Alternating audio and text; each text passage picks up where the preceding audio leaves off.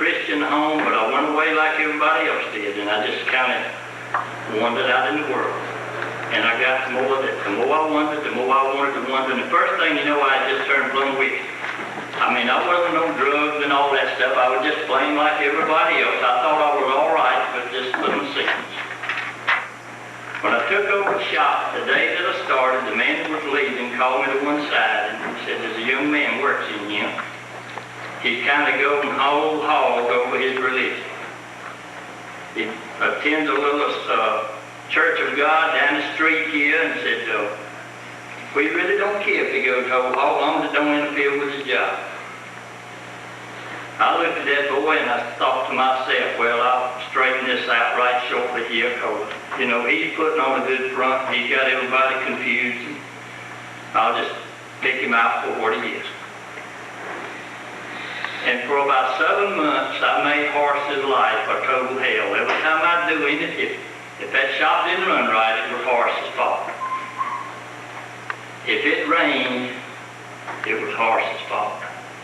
I just did everything I could to make that man miserable. And the more I done to him, the more he loved me. He would meet me on the street with his friends and his family, and he'd say, this is my boss man, Mr. Bingham. And it used to get to me, it would hurt for him to do that. But old Horace remained faithful there. And he kept serving the Lord, and he'd come in the morning, he'd get off at break and read his Bible. He would do everything he could that was right, while I did everything I could that was wrong. You know, there's a reason for me of resenting Horace. Horace has what I need. I knew he had what was right because I grew up in it. But I was resentful because Horace was right and I was wrong. But one day, Horace's pastor's father came by to see him. He was about 72 years old. Incidentally, he died in the pulpit with a smile on his face preaching. But he came by me and I was cussing and really being real mean to everybody that come by that Monday morning. He walked by me, went in and asked, could you see Horace? I said, yeah, go right on in. Everybody else does. I was real facetious to him. He went in, talked to Horace a couple of minutes. He came back, walked by me, went out about halfway to the door. He turned around and came back. Excuse me. He laid his hand up on my shoulder, said, son, let me tell you something. Said, about 20 years ago, I had your problem. He said, I'd wake up Monday morning with a hangover, feeling bad, smoking them old vile weeds you were burning them. He said, but you know, I met Jesus Christ one day down in the cotton mill on my knees, said, I've never been the same since. He said, he can do the same for you because he loves you. Yeah. He turned around and walked off. That tore me down much more than anything he could have said. I could not move. I couldn't fuss with him. I couldn't argue with him. I just followed him on out the door and let him go. The next morning, I called old Horace over to me. He got to me, I couldn't even sleep at night. The next morning, I called Horace over to me, and I said, Horace, you know, I've kind of been kind of mean to you. And I think if your shoe had been on the other foot, and you had treated me like I treated you, I would have probably took a two before long before now, straightened this out. But you really showed a lot of love for me. Old Horace would look at me, and his eyes would shine, and he said, you know, you haven't been mean to me. He said, you were just a little bit misguided. Well, he was looking for a place to hold prayer meetings in houses, and nobody would let him. So I called him over, and I said, Horace, come over to my house Thursday night, and you can hold prayer meeting. Old Horace's eyes lit up, and he says, I don't know of anybody's house in the world that I'd rather hold prayer meeting at than yours. I'll be glad. And it wasn't just a short while after that I accepted the Lord. I couldn't go on. Now, if it had not been for the faithfulness of Horace Bilbrey, and he's still preaching today, I might have been lost. And I believe when we stand before the throne and God gives out the honors, that Horace is going to be right up in the front. I believe Horace's pastor's father is going to be right up in front. Because because he was faithful in saying what he should say. He didn't pick a fuss with me. He didn't argue with me. He just gave me the truth. And the truth shall set you free. Amen. If you listen to it. There was one other fellow there that had a great impact on my life, and I believe God's going to bless him as he goes along. Was just a real young fellow. Was living in my neighborhood there, was a good black boy. We used to fish together and mess around. He was saved there several years before I was. And I didn't know that. One day I met him uptown and we got to talking, and he got on and talking about the Lord. Then he kind of got a little carried away right there on the street with it. He really loved the Lord. And it kind of embarrassed me. That was before I had accepted the Lord. I didn't understand what he was saying in so many words. Well, about 2 or 3 years later, after I'd accepted the Lord, me and Mort got together one day, and we met on the street again. He came up, put his arm around me and said, "Hey, brother, I hear you've accepted the Lord." I said, "Hey, that's right." And we got to share with one another. And pretty soon, everybody come by would step over on the other side of the street out there. They didn't know what was going on. Now, that old boy stood with me at times that I would have never stood with him, maybe. But I believe when we get before the throne that he's going to receive a reward for loving me and sticking with me all those years. And last of all, the next one that I'd like to really bring out is her faithfulness was my mother. My mother was not always a born-again Christian, but bless her heart, I never heard her use a word out of the way. I never heard her say anything that was wrong. Morally, she was perfect in my eye. And she thought she was born again. But she got crossed up in a religion that believed that works gets you to heaven. Somehow she believed that when you died, they took all your good things on the scale, all of the bad on this side, and whichever weighs out right determined whether you stay in heaven or whether you go there. And we know that's not the right way to go. But there's a lot of people caught up in that today. She told me after she becomes born again that many nights that she used to lay awake half of the night trying to think of all the things she'd done in case she died that night, wondering if she would go to heaven. Now, don't you know that's a miserable life to live? Amen. To not know for sure that you're going to heaven if you die tonight? That's a terrible price to pay. It's just really not worth living if you've got to go through that. But when she became a Christian, she gave everything she had to the Lord, and she was so thrilled that she didn't have to worry about works anymore. It just made a different person of her. Now, she didn't quit working.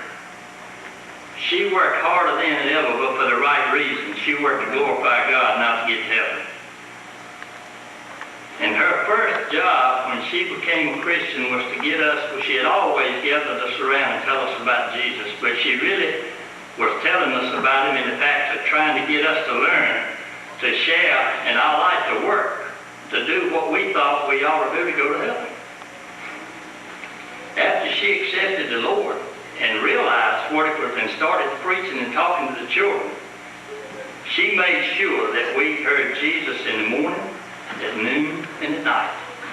When we would go to church on Sunday, we sat down, we didn't move around over, we listened to what the preacher said, and we went home. We still heard some more Jesus before we went to bed. When I left home and went out into the world and got away from all those teachings, I can assure you of one thing. I might have left my mother at home. I might have went out in the world, but that teaching didn't leave me. It stayed with me. Many days I woke up on Sunday morning and would hear church bells in the neighborhood that I was in. And I would have a terrible longing to want to go to church. But yet, I had that offbeat radicalness in me that didn't want me to go. And I wouldn't give him to go. And I don't guess there was a night in the world that my mother went to bed that she didn't go to bed praying for me out in the world that I'd come back one day and that I'd be saved. And she believed I would be. And thank God that I accepted Jesus Christ a few years before she died. But when she would call me when I was a young boy and sit me down at her bedside, And she would say, you know, son, you need to make your life right to meet Jesus Christ. You're going to die one day. You need to be ready to go. My answer to her was that I got a lot of living to do, and it's a long, long time if I live a full life before I'll be leaving him. When she was laying on her deathbed at 53 years old, I looked back and I sat there and I began to think back of the years that she used to tell me to be ready to go. And I began to think, Mother, you told me to be ready to go, and I said it's a long time, no time to go. Here you are going. It wasn't long at all. That time went by before you ever know what hit you. Yeah. And if you're planning on waiting around, young people, to make this thing right later on down the road, you may not make it that far down the road. There's so many things can happen to you. You can harden your heart. You can have an accident. You can become paralyzed and not even know right from wrong. And while God has given you a chance in dealing with you, now's the time to do it. Right. That's why he said in the Word, for God sent not his Son into the world to condemn the world, but the world through him might be saved. God never condemned me one time after I accepted him. I was condemning me. God was standing there saying, come, drink of the water of life freely. It's yours. All you got to do is come get it. But until I walked up there and took it, I might as well not even been there. Until I used to think that, you know, why did God die for me? I didn't ask him to. That was my thinking. So one day I realized why. I couldn't do it for myself. Yeah. For me to have died, to give the blood to atone for my sin that God required at the hands for salvation, I would have had a problem. For me to have laid down and died, I would have had to arise again to keep on living. I did not have that power. If God had required me to die, I would have stayed dead. I would have had no atonement for my salvation. But thank God, he had the power to die for me. And you know, he would have done that if Grady Bingham had been the only living person in this world. He would have died for me. And he did die for me. That's right. As if I was the only one. It's just he and I were the only person around. He says, hey, I'll die for you. I'll take your place up on Calvary that you don't have to go. And when you look at that and realize that you can live a life that's glorifying God every day of your life, 7 days a week, and have the peace in your heart that God gives you, there's nothing else in the world to take that place. I've done some things in the past that was great. I mean, I've been represented some people one time at an insurance hearing, and when I came out of there, all I could get was pat on the backs, and people telling me what a great job I done.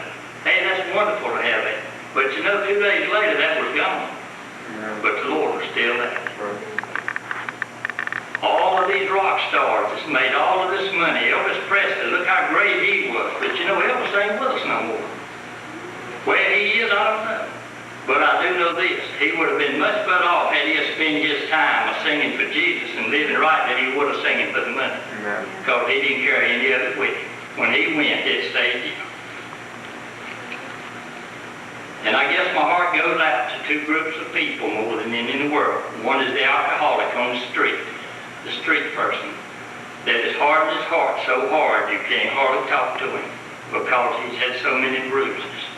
And we seem to want to turn him away and say he's not worth saving. But you know, I know a lot of those fellows that are good godly men today that somebody loved them and remained faithful.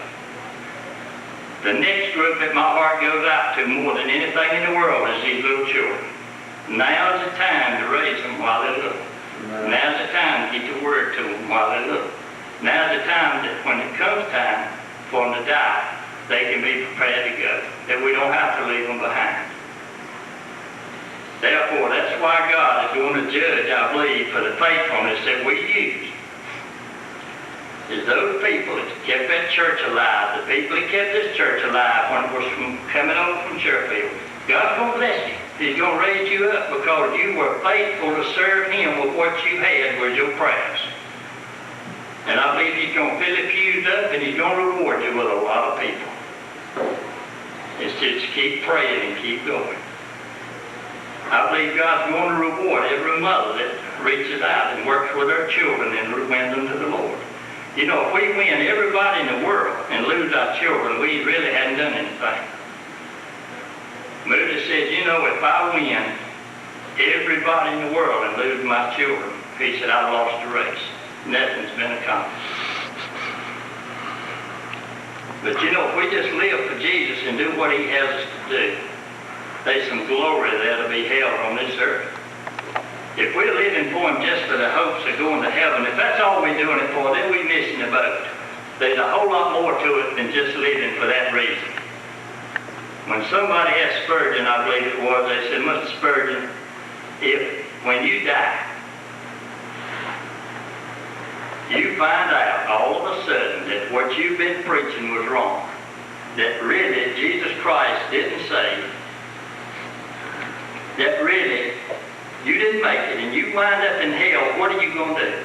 He said, I'm going to run all over the floor of the hell shouting, it sure was good while I believed it. Amen.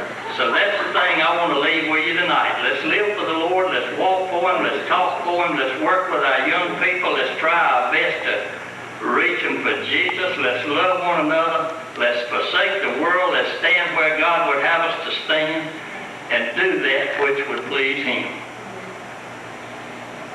I appreciate